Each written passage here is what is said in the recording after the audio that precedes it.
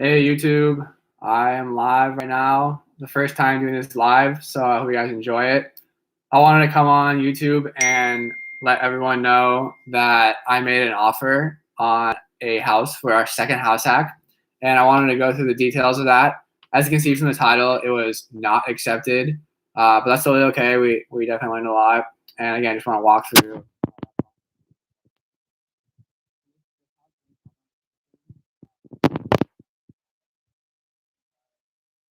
price. Basically, the price to bedroom ratio was really good. What? Okay. Can you guys hear me now?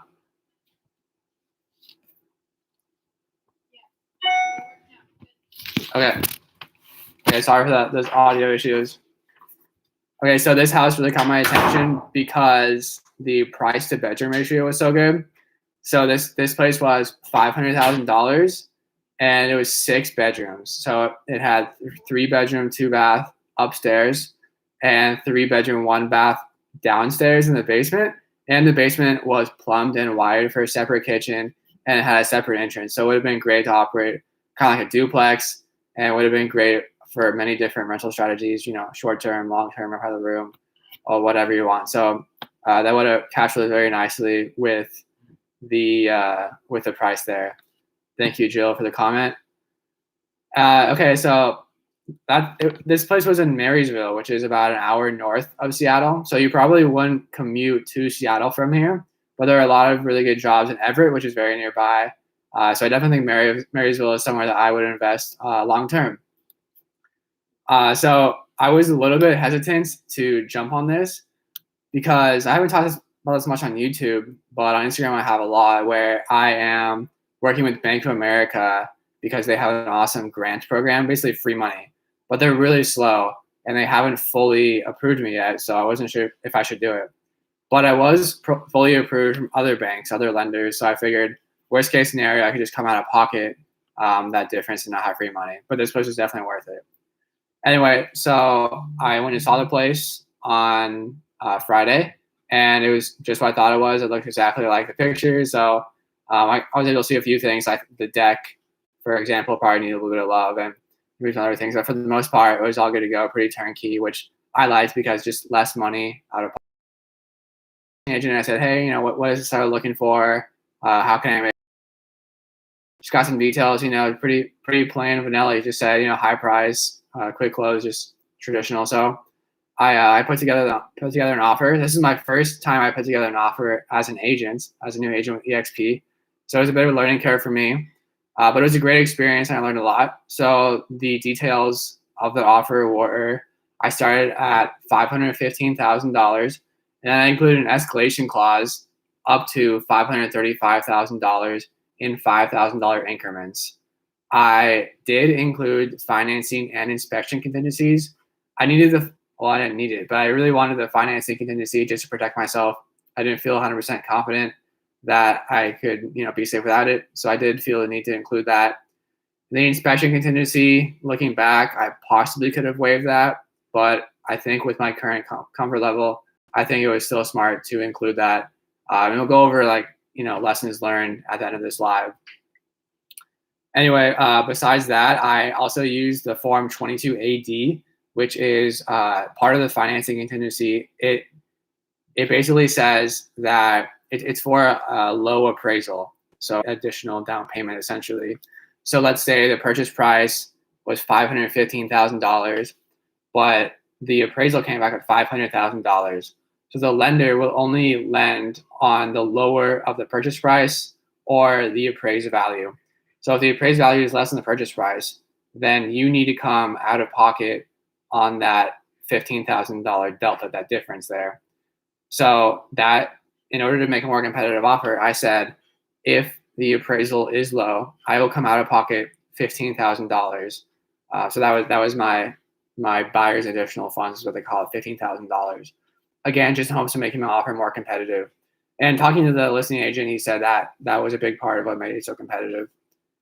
Anyway, so I submitted that Monday night, April 26th, and I heard back last night that the offer was not accepted.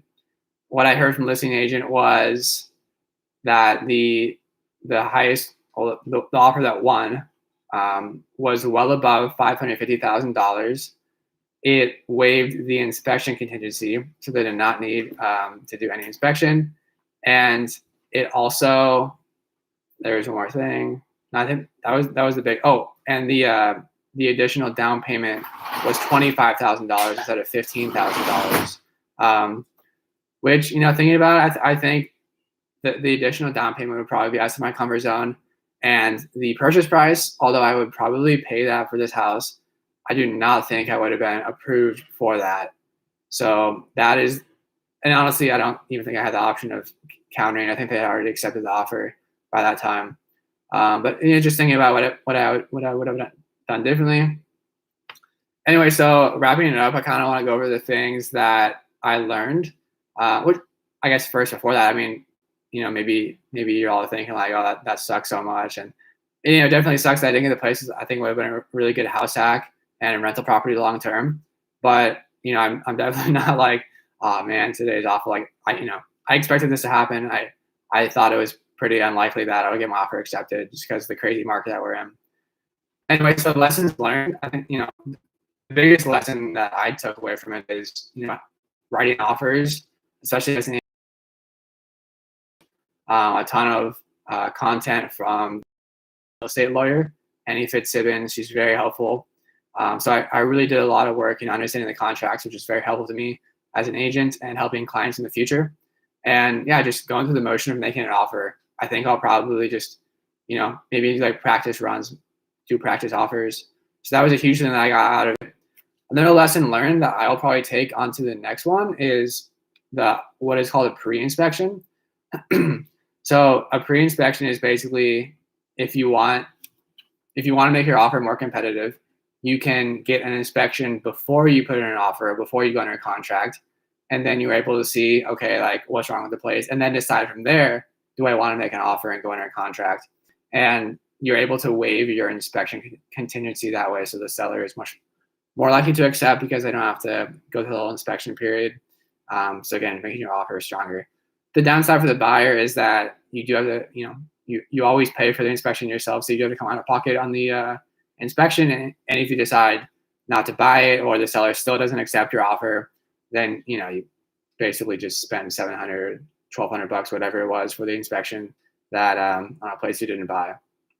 But that is the market we're in, and that is certainly a tactic I could see myself using to make a more competitive offer in this super strong, hot market. Anyway, that is all I wanted to talk about today. I thought it was a great opportunity to go live and kind of just give you guys my thoughts on what happened and keep you guys updated. I did the same thing on Instagram and Facebook today. So if you guys want to head over there, follow us there. We'd love to have you there. I do not see any questions in the live chat. I appreciate all 4 of you who have joined, 3 of you that have smashed the like button. I appreciate it. This video will be posted. 5 of you now. This video will be posted to our YouTube page. So if you want to go back and watch it, you're happy to do that. All right. Hope you guys have a good night. Thank you so much for tuning in. I will see you guys in the next video.